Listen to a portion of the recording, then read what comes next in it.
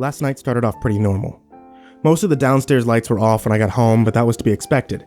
Mary doesn't mean to do it, but she always seems to forget that her husband works the graveyard shift, meaning he'll be coming home most nights when both she and the son are fast asleep.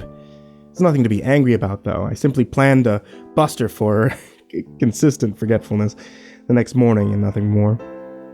Anyway, I hadn't eaten anything in the past few hours, so rather than going straight up to bed like I always do, I decided to pop a frozen pizza into the microwave, just to silence my growling stomach. That break of routine, as meaningless as it seemed at the time, is probably the only reason I'm writing this post. See, once I opened up the beeping microwave, I saw that its clock read 2:49 a.m. I almost regretted staying up to eat this pizza. I truly could feel my eyelids getting heavier with every second. Rather than move to the table to eat, I ate right in front of the microwave. I or Mary could clean up any mess in the morning.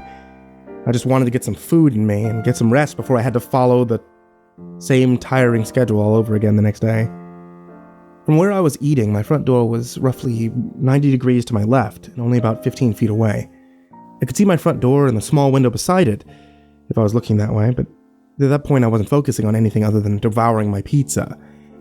But out of the corner of my eye, I noticed that the motion lights had just unexpectedly turned on. Other than being surprised, I didn't pay much attention to it at the time. We live in a pretty wooded area and get animals moving around through our yard at all times.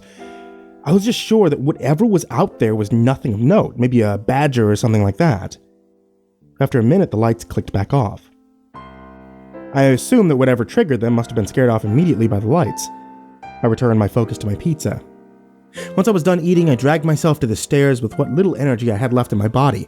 To get to the stairs, you have to walk into the front entryway and pass by the front windows. Without thinking, I took a look out of my front window and was immediately jolted awake.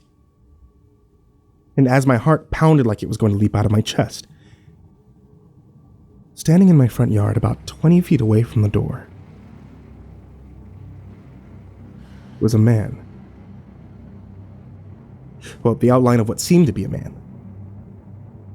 There were no street lights on our street, so the only lights in our yard were the motion lights we installed when we moved in, which, as I mentioned, were off, and the dim light we kept in the entryway radiating out the front windows to the yard. And all I could see was this outline with a head craned upward as if he was looking into the stars or something. I didn't really know what to do. It was a freaky sight to see, but we live in a small and secluded community. We know literally everyone that lives around us, and our neighbors are all very trustworthy people. I figured this person was someone I knew. So I tapped on the window to get this person's attention. It's foolish, I know. I wasn't really thinking clearly, I guess. Anyway, I didn't want to wake up Mary, so I tried to stay as quiet as possible. He didn't budge. No reaction at all. I figured that whoever it was out there couldn't hear me, so I opened the door. Now don't get it twisted, okay? I was scared beyond belief. But at the end of the day, I try to see the best in people. The figure in my yard hadn't really done anything to warrant a phone call to the police, plus they usually take a good 10 minutes to answer a call out here. I hoped to resolve this quickly and cleanly. As the door creaked open, I realized that the figure had changed slightly. He was now staring right at me. It was jarring. 2 seconds prior, when looking out the window, he'd still been staring upward. I couldn't make out the finer points of his features yet, as the light from the house barely reached him, and I thought that made him all the more creepy. The figure just slowly started to walk backwards towards the road while still facing me. As the person sped up slightly, the motion lights finally came back on. He wasn't anyone I'd ever seen before. He was relatively tall, maybe 6'4". Crazy skinny, borderline emaciated really. He truly looked like he had never eaten anything a day in his life, and he was completely hairless, no eyebrows, no facial hair, and bald. I was speechless as this seemingly mute and sickly person just silently observed me, and I quickly realized that he was less terrifying and he was obscured by shadows. He turned and ran away from me, through my yard, across the road, and into the woods on the other side of the road. I was frozen in fear. Neither fight nor flight kicked in for me. Had this person wanted to hurt me or Mary, he had the chance, but he didn't take it. I locked the door and went upstairs, not really sure of what to do. Couldn't really have called the police once he was gone, could I? I mean, this guy didn't really do anything. Sure, he was on private property, but I'm sure the police wouldn't take it seriously. I figured it was useless, and that I'd rather keep my guard up in case this man came back tonight and worry about possibly phoning the police. I got very little sleep. I was sure that every rustle of the leaves or every gust of wind was the trespasser returning. I finally shut my eyes at 6 a.m. when the sun started to rise, but was up when I heard Mary shuffling to the shower at 8-ish. "Oh, good morning. Didn't expect you to be up. Aren't you sleepy?" Yeah, but I couldn't really sleep. It's a tough night of work and all that. Hey, since I'm up, why don't I make you some breakfast before you go to work? She smiled and nodded in appreciation. I wanted to tell her about the events from a few hours prior, but I knew it would freak her the fuck out. And why wouldn't it? It was a terrifying turn of events. I don't know. I thought maybe her favorite dish of bacon and eggs would make the news easier for her. It's really dumb logic in hindsight. I guess I was still experiencing a fear-induced shock. What are we gonna do? Mary was trying to stay calm, but I knew by the fact that she ignored her breakfast after I explained the situation that she was freaked out. I told her there wasn't much for us to do right now. We argued a little bit, and she made it clear that she really wanted to call the police. I still don't think it was a good idea. We had zero evidence to prove that there was anyone there in our yard the previous night. Zilch. Or so I thought. What about those cameras that Mrs. Murdock installed? Didn't you link them up to your laptop when you moved in or something? We moved in 5 years ago because even though it was in the middle of nowhere, this house was actually a lot closer to both of our jobs, and honestly, we liked the privacy the community offered. We bought the house from Jason Murdock, whose mother was an old widower living there alone for a few years. She had been petrified of the neighborhood ever since the death of her husband. Her son sold the house on her behalf so that she could live with him, hopefully living out the final years of her life in peace with Jason and his wife and kids. But before she moved out, she had Jason install a few cameras outside her house, just to provide her a peace of mind. The things were cheap pieces of junk, and Jason himself said they rarely looked at them. But it turns out they actually came in more handy than any of us could have imagined. They shrugged. I guess you're the brains in this relationship after all, Mary. I'll call the boys in blue and deal with them and the cameras before I head off to work. In the meantime, do me a favor and don't get too upset about all this. But that was easier said than done. But I actually think she got a lot calmer once I actually started to take her police suggestion seriously. I kissed her goodbye. And I got right to work on figuring things out. I poured myself a coffee and got to work. I was half expecting the bastards not to work in their hour of need because of my half-decade of neglect, but thankfully I couldn't have been more wrong. I opened the software, and after a 15-ish minutes of updates, I finally saw a live feed of our 4 different cameras at the outside of my house. The cameras in the driveway were angled poorly to the point where you could only see a small sliver of the driveway and dense foliage, while the back and side cameras showed mostly foliage and the fenced-up portion of our yard. Jason Murdock had unsurprisingly done a piss-poor job setting up 75% of the cameras. The front camera was a comparative mecca for our home surveillance. From what I could tell from watching the live feed, this camera was angled perfectly to have captured our uninvited visitor. I went into the database and found last night's camera feed. Sure enough, 2:54 a.m., the man crept out from the shadows and into our front yard. There it was. Concrete, undeniable proof. I called and alerted the police, and they took me very seriously once I told them I had a video evidence of the intruder. The operator said that 2 officers would be sent to my home to view last night's video and file a police report. Alas, my relief was short-lived. Something that the operator said made the hairs stand on the back of my neck. A logical and seemingly mundane question with immense ramifications, something both horrifying and entirely possible that I simply hadn't thought of. Does this individual show up on the security cameras any other nights? All at once, I realized how entirely possible and downright terrifying this possibility was. I mean, how many times did I lay awake in bed and see the front lights click on at odd hours of the night? Like I said, it was a pretty regular occurrence for us. I immediately checked the feed from the nights before. I wasn't sure when he might have come, so I started at 9 p.m. I played it at 2x speed and made it through the night without any more notes. Momentary relief. I went back one more night prior. At 12:36 a.m., he creeps into the yard and triggers the front motion lights. I was stunned. But it got even worse. He stayed there, motionless in complete darkness, until just about 5 a.m. He was so still for almost 5 hours that he didn't even trigger the motion lights again until he turned around and left for the day. Think about that. While our motion lights aren't very sensitive, I know for a fact that something as simple as a head jerk from a sneeze would set them off. This guy was essentially a statue for almost 5 hours. As I'm writing this, I'm shaken. The police arrived moments after I made my discovery. I told the two officers about this new development, and they were visibly uncomfortable. Sergeant James, the veteran between the two officers, would later tell me that he never saw anything like this in almost 23 years on the job. We went through 33 days worth of video logs and found that the man came to my home on 27 of those nights. Besides the night I interrupted him, his briefest stay lasted 22 minutes and 15 seconds 5 days ago. His longest stay occurred earlier last week. He arrived at 11:57 p.m. and left at 6. He always stands in a similar spot in the front yard, about 20 feet from the front door. I called in sick for work tonight because I can't begin to describe how little I want Mary to be alone at this house when the night falls. I'm terrified.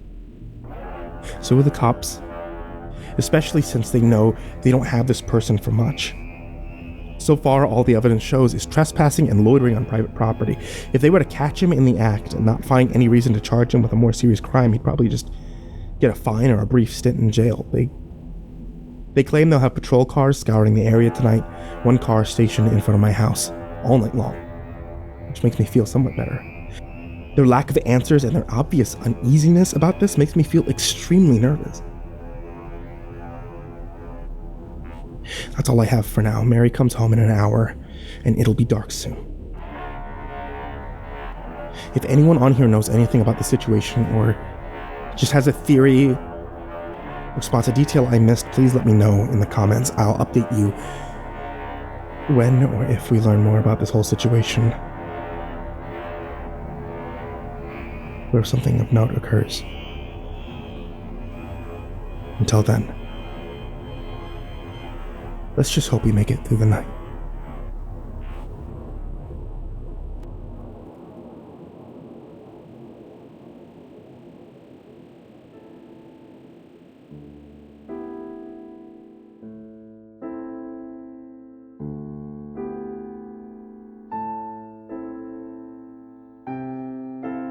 Thank you to everyone who expressed their concern for my wife and I. Between all of your kind words and the kindness of the police, it's nice knowing that we're not alone in all this craziness. Fortunately, our night was mostly uneventful after all the bizarre discoveries from the previous day. At least one police car stayed parked in front of our house from sundown until sunup, just as was promised, and there was no signs of the mysterious individual through the whole night. I know it's quite possible he could have been present somewhere else, but it takes solace in the little victories when you can get them, you know. At 2-ish, I heard the policeman moving around in the driveway. In the morning, they told me they thought they saw the person standing in the driveway, but by the time they investigated the driveway and the wooded area near it, there was no sign of the trespasser. I also appreciate hearing all your suggestions in the comments about how to get through these times of trouble.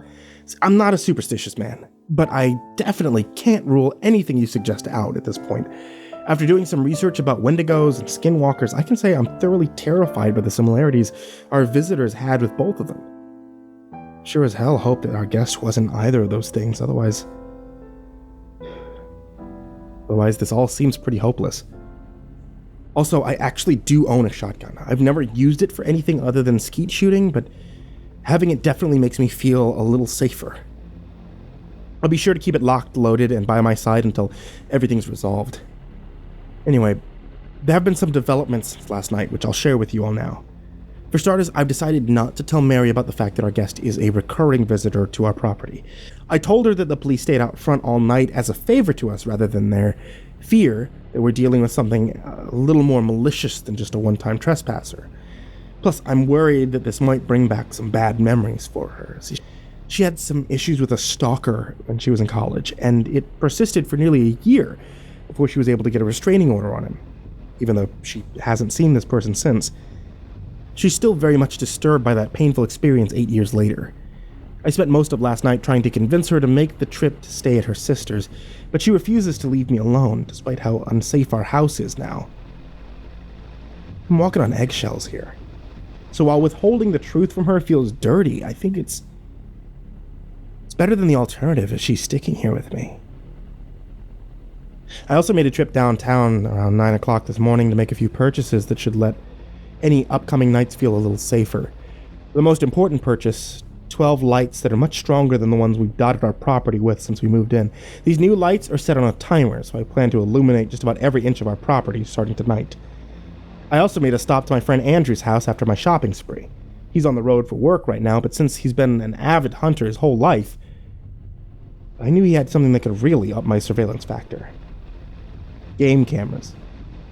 Now, if you're not familiar, game cameras are cameras used mostly by hunters that are most often triggered by either sound or motion. Andrew's 3 game cameras were older and were only able to take still frames when triggered, but I think it's important to monitor the woods surrounding my house as well as my property. The more information I can gather on this person, or whatever, the better chance we have to getting our lives back to normal. After making these stops, I got back home around noon to both set up for another tense night and to continue finding answers on who it was that was visiting our house. It took an hour, but I readjusted all 4 cameras. Not very handy at it, and the 3 I had to unscrew and remount kept falling no matter how much I tried to screw them into place. But thanks to my effort, I had a much better view of the entirety of the property surrounding my house.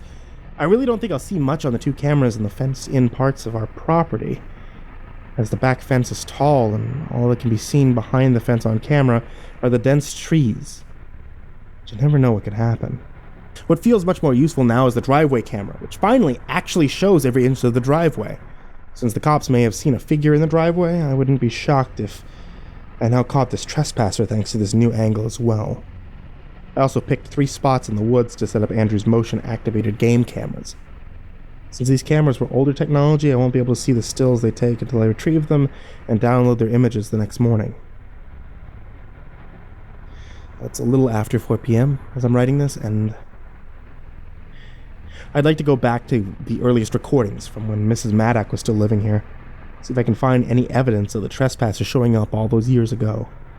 I doubt it, though, since Jason or Mrs. Murdock herself would have noticed if they checked the cameras regularly like they claimed, but I figure it pays to check. I'll post any updates if I find anything of note.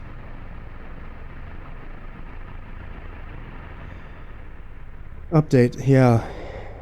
Yeah, he's in the videos from 8 years ago. I looked through the first 3 nights' recordings by the camera, and so far the bastard's shown up in the front yard each night. Hasn't done anything different in these videos, though. Obviously, this is an important finding since it proves that Murdock's family might have known something, but it doesn't really teach me anything about who or what I'm dealing with. I'm gonna call Jason. I gotta see if I can talk to his mom now. She was so high-strung. Oh, she had to have noticed this person at some point. Update number 2. I called Jason. It turns out his mom died earlier this year. So I don't know the Murdock family personally, so obviously I really didn't keep in touch with them. I hope she found peace. I asked Jason if he ever noticed anything on the security cameras, and he told me he never checked them. When I explained that I saw someone standing outside in the video logs, he was speechless for a few minutes. I think he felt guilty. He admitted he had always brushed off his mother's scared pleas to leave the house as her mind finally was slipping during the final years of her life.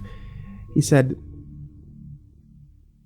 he was hesitant to have her move in with his family full time, so he gave her a cell phone in case she ever fell down or needed any help, and also told her that he would install the cameras and check them nightly to be sure there was no one outside or in case anyone ever tried to break in. Clearly, he was at fault for not believing his mom, but that's not my problem. So I asked him if she ever said anything about anyone coming to the house in the middle of the night, to which he replied that she would sometimes see a tall man standing somewhere in the front yard. Since she only started mentioning it the last couple of months before she moved out, he assumed that she was just seeing things, and as such decided to move her into his house instead of investigating. He also mentioned another incident that makes me very nervous the more I think about it.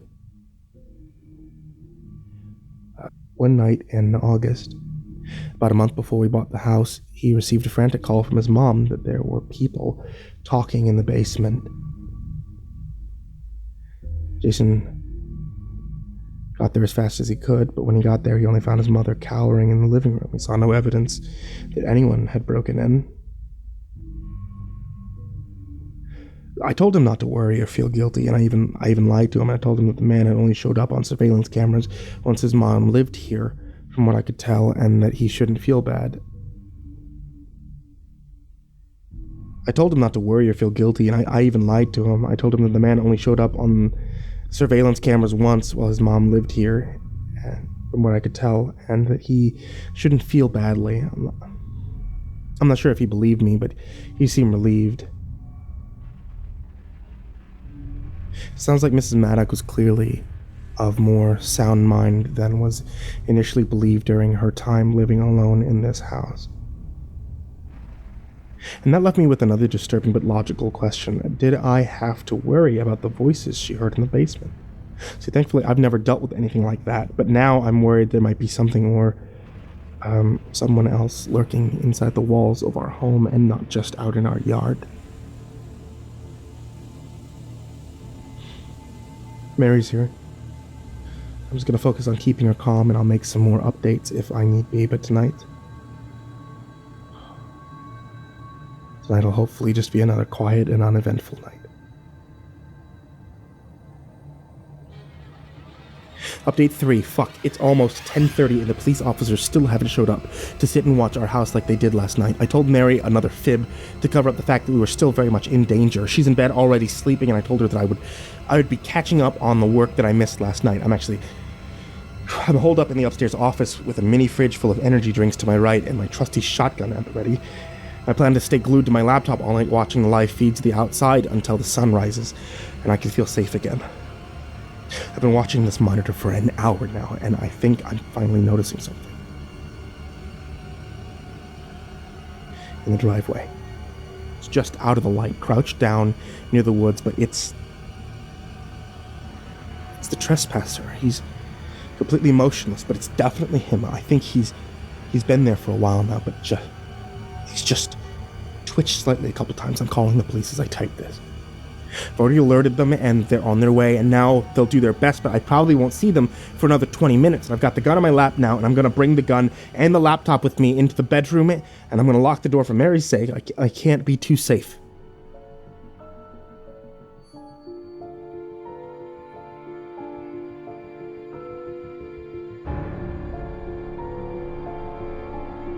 The minute I've taken my attention away from the screen to get fortified in the bedroom, he's completely changed position. The little shadow on the edge of the woods is gone now and standing at the end of the front yard and almost on the road. It's the trespasser. His head's craned upward towards the sky again. It's almost like he's staring at the camera. He's staring at me. It's quiet. Eerie.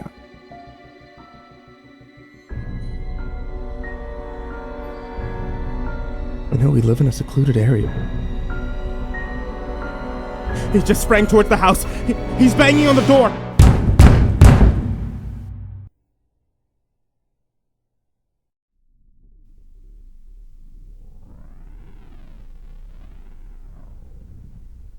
Unsurprisingly, things since my last update have been insanely hectic.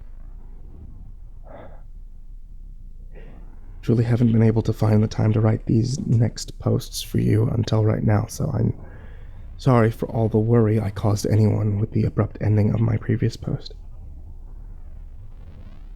My wife and I, luckily, are once again okay. So we're still very shaken up by every little terrifying thing that's happened in the last 2 days, but thankfully we'll be fine. Our bond has only strengthened during all of this, so this is a massive positive in a boatload of negatives.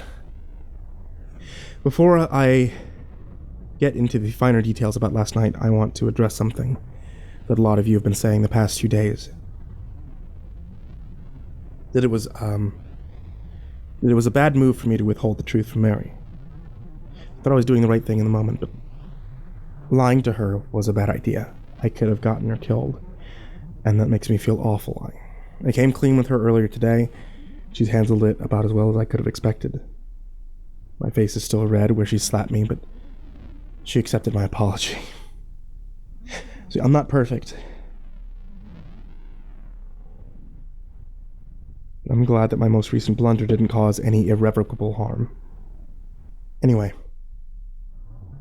here's everything I know about what happened last night. When I heard the first bangs on the front door, I could tell almost immediately that the door had no chance of keeping out whatever was trying to get in. I posted the update grabbing the shotgun, and I took my terrified wife to the closet. It was the safest option, really. There was only one entrance in the surprisingly spacious closet that we were able to block the door with our wooden shoe rack. I kept the shotgun in hand until we emerged from our makeshift panic room almost half an hour later. Our house is pretty compact, and the only closet that we hid in is right above the entryway to the house, so we were still able to hear what was happening downstairs pretty clearly. We heard the door splinter and then slam heavily to the floor in a heap. We then heard the heavy poundings of feet on the wood floor as whatever was downstairs did who knows what in the entryway. The most disturbing thing that we heard, though, was its voice. It's complicated. It didn't really speak. It just loudly growled and groaned guttural gasps as it, scurried around in our entryway. Mary cuddled close to me, whimpering, and barely managed to get a petrified whisper out of me. He's saying words? I hadn't been focused on whether it was saying anything before then, so I tried to discern any words that I could understand, and sure enough, I could sort of distinguish what sounded like gibberish between the seemingly pained moans coming from downstairs. Something like a...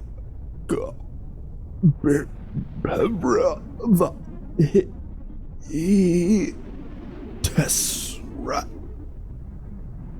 repeated these same sounds a few minutes, making rough and sporadic stops in between them, and also occasionally stopping to make pained wheezing sounds. It sounded like a man who had his vocal cords irrevocably damaged. He was trying to chant something. It was a terrible sound, like 1,000 nails on a chalkboard, and then another moment of listening to this disturbing melodic gibberish. Our home fell silent again. Mary and I looked at each other.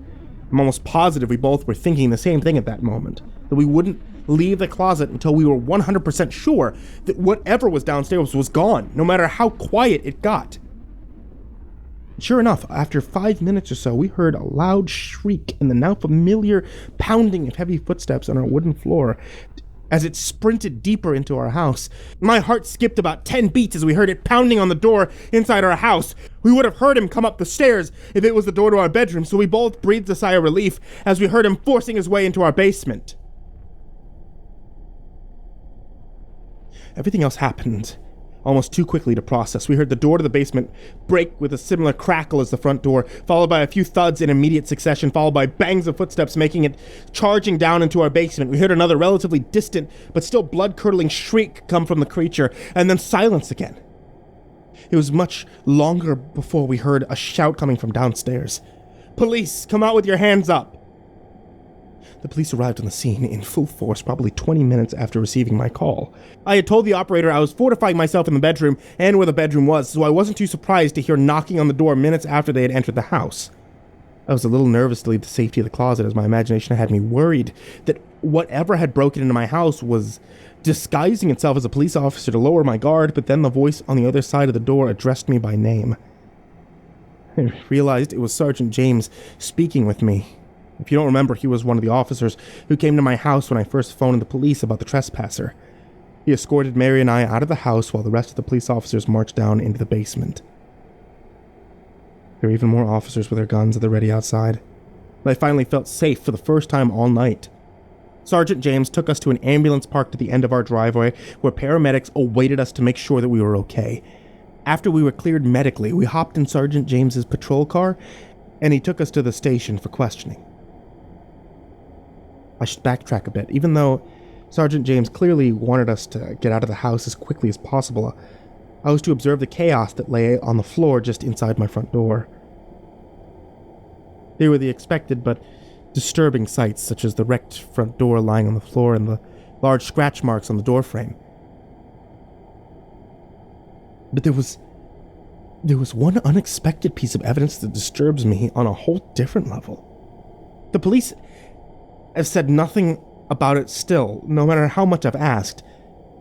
Starting on the front porch, splashed upon the splintered piece of wood that lay on the floor, and streaking all across the floor in a jagged line leading to the basement door was a bizarre, dark crimson substance.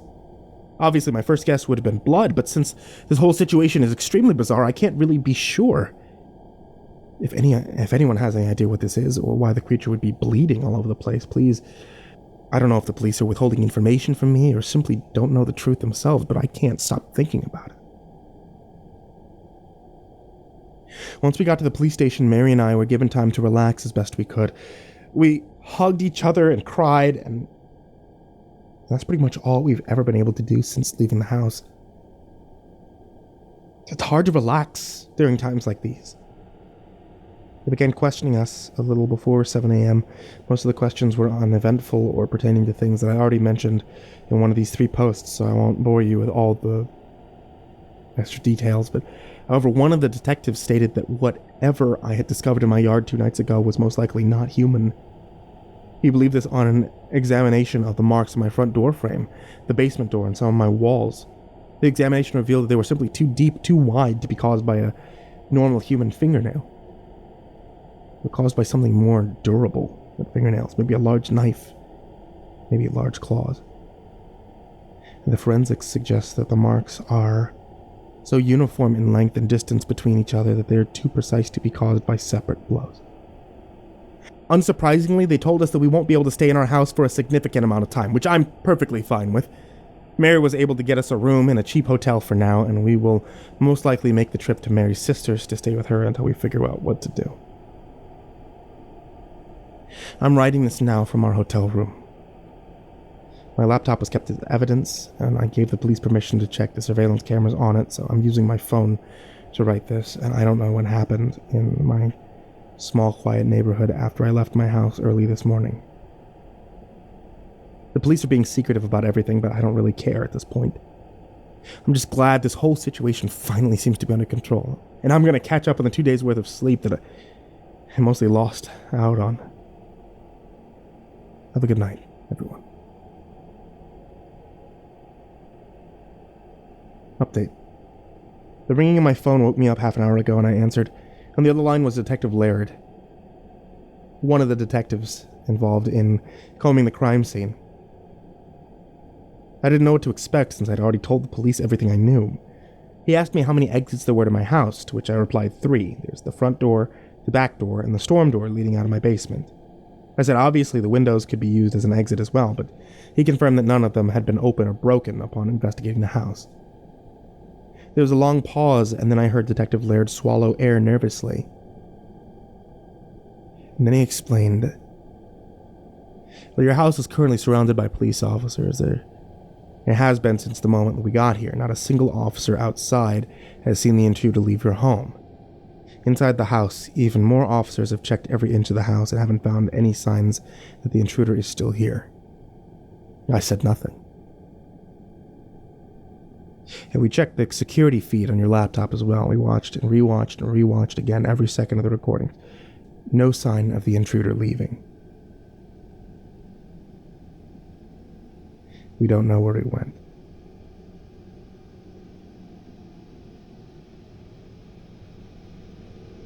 I don't know what to do anymore.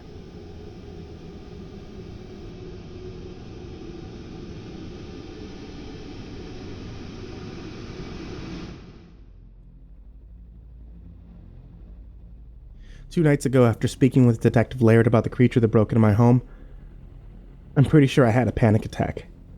I couldn't catch my breath no matter how hard I tried. It felt like my throat had closed up. I shouldn't have fallen back asleep after hearing that terrifying news, but I did. I had no choice. Maybe it was all the stress of the last few days, maybe it was the panic attacks, maybe it had something else entirely, but I did fall asleep. And that night I had the most vivid dreams I had ever had. Usually my dreams are a jumbled mess of nonsense, but this one seemed to flow more coherently than normal. It seemed to tell me something. I found myself in my home's entryway yet again. Still very much in shambles like it had been when Sergeant James escorted Mary and I to safety for questioning. The door still lay on the floor, and the trail of the crimson blood-like substance still flowed like a makeshift road leading to the basement. In the dream, this red path led down the stairs to the unfinished part of the basement, which is immediately on your right once you reach the bottom. I didn't go into that part of the basement, most likely because I had always been terrified of that room. When we first saw the home, this room was still being used as storage for Mrs. Maddock and her late husband's excess belongings. I never really thought about why it actually made me so uneasy. My fear of that room was as strong as it was irrational, as long as I lived there. In the main room of the basement, I saw Mary. She was facing away from me. I heard her whimpering and saw her shaking like she was the night that we took shelter in our basement closet. I called to her. She immediately stopped trembling. Her head snapped back towards me. But she never looked fully at me. Something about her was different. I wish I could explain it better because it was so alarming, but I couldn't really put it into words at the moment. With her head still turned, but not fully looking in my direction, she started whispering something. We never leave. We never leave. We never leave. We never leave. Leave. We never leave. Leave. Leave. Leave. Never. I turned my head to my left, toward that abominable room, to see that the door wasn't there. It had unsurprisingly been broken down. The crimson trail led into that room, but I couldn't see more than a few steps past the doorway. It seemed like all the light had been drained from the room. Usually there was enough natural light from the small windows to make out the outline of the room and its contents. Regardless of the seemingly amplified darkness, I was still able to see the outline of a person standing there. The only thing I could tell for certain was that it wasn't the creature, because this figure was about my height. The figure stood in the doorway, bathed in darkness, and stretched its arms outwards toward me before being pulled backwards into the darkness. Before I could do anything in response, Mary crawled into the dark room on all fours. I tried to chase after her, but I was frozen. I jolted awake at 8:13 a.m. It took me a few moments to realize I'd been dreaming, and that I was still in the hotel room, in bed, next to my still sleeping wife. Like I said, I've never had a dream quite as vivid as that one. The details of my home are perfectly accurate, and I knew from that moment that the dream meant something, but I'm still not really sure what exactly. At this point, I wasn't sure if I would be returning to my home to investigate further, but the dream seemed like it was trying to tell me that if I did go to my home, it's probably something of note at the basement. Mary and I got lunch and discussed what our next move should be. She was set on moving away from this place and never looking back, something that I was reluctantly leaning towards as well. We both knew that the move would alter our lives forever and would also mean that we'd have to scramble for a new way to provide for ourselves. We didn't really care at that point. We agreed that we would make a return trip to our home to get our car out of the driveway, and that would be the last time we'd ever set foot on the property again. We determined that we would go there once we were done eating lunch and meet up at her sister's house afterwards. At our house, there was the expected hustle and bustle of a crime scene, especially one as interesting as our home. I spoke with Detective Laird in the front yard. He told me that the house had been scoured at least 6 more times since we last spoke, and that there was still no creature sighting to report. The police, for all the good they've done and for all the patience they've shown, really do seem to be hiding something from us. It's not that they seem malicious, but it seems more like they're on damage control and want to just deny everything. When I asked Detective Laird if I'd be able to get my laptop back anytime soon, he spewed out some rant about how the laptop seemed to have a virus and how they had to take it back to the station to run diagnostics and figure out what had gone wrong with it. It all seemed candid, like someone above him on the law enforcement food chain told him what to tell me and hoped that I wouldn't question it. I didn't want trouble, so I told him that he'd never have to worry about me interfering again. As I walked to my car, I remembered the game cameras I'd placed in the woods. I wasn't sure if the police ever found them, but my curiosity couldn't be contained. I decided that I had a great chance to get these cameras later that night. Worst case scenario, the police find me and I make up some BS excuse about just wanting to get my friend his cameras that I borrowed. Best case scenario, I find something new that helps me understand this whole situation a little better.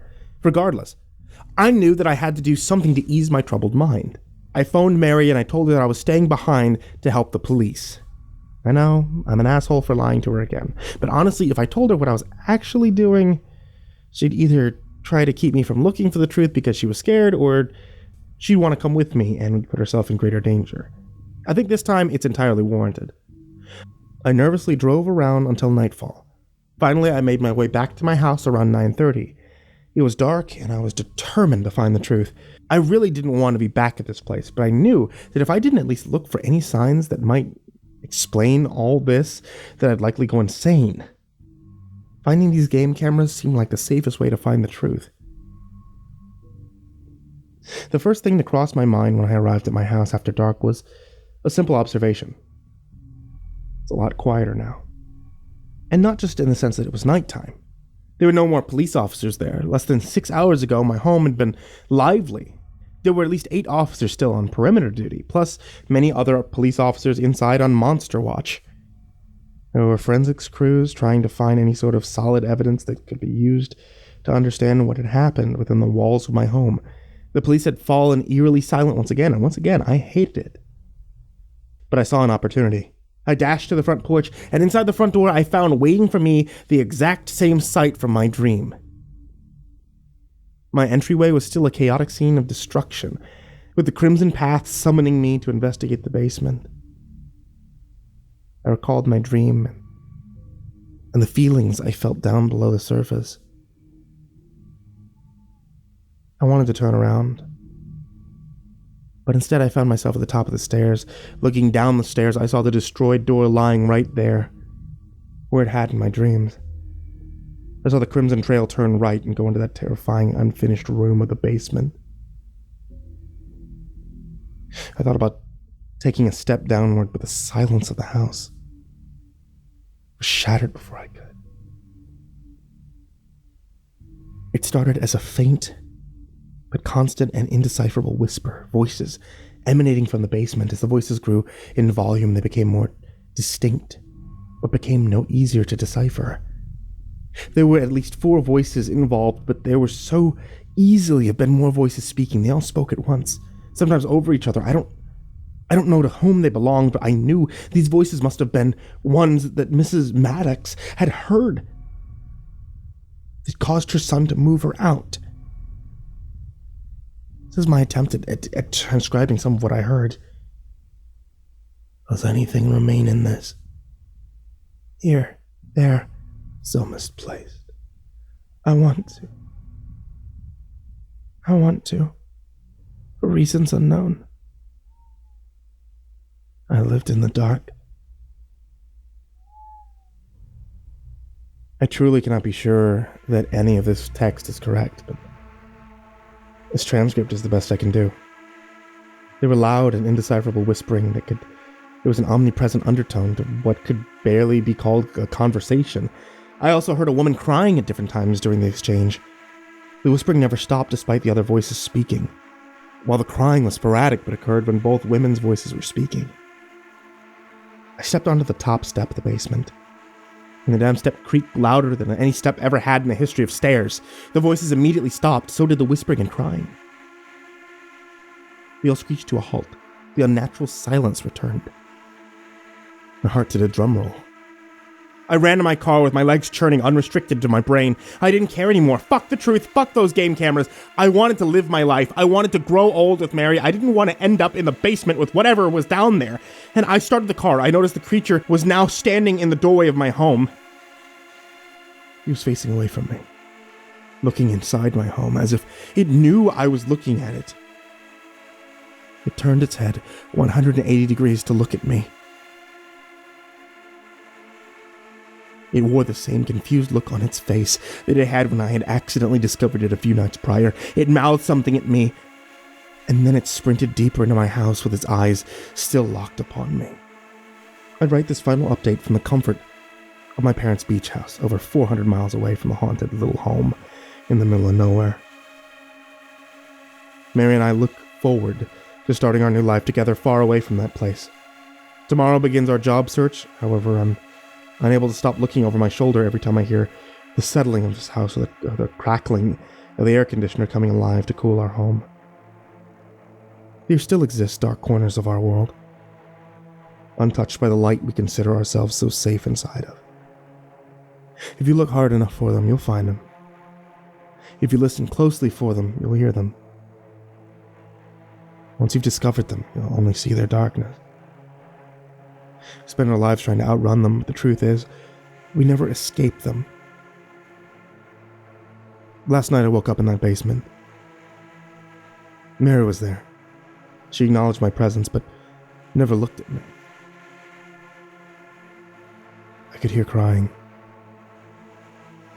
but I don't know from where it came. We never leave.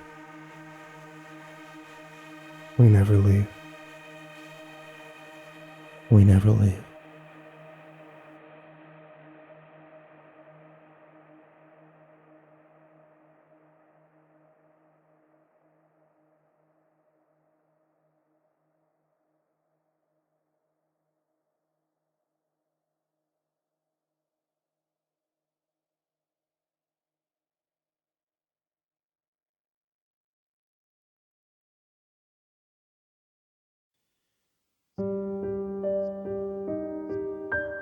Hey there kids, and happy October. It's me, MrCreepyPasta, and I just wanted to tell you a couple things that are happening this October that haven't ever happened before.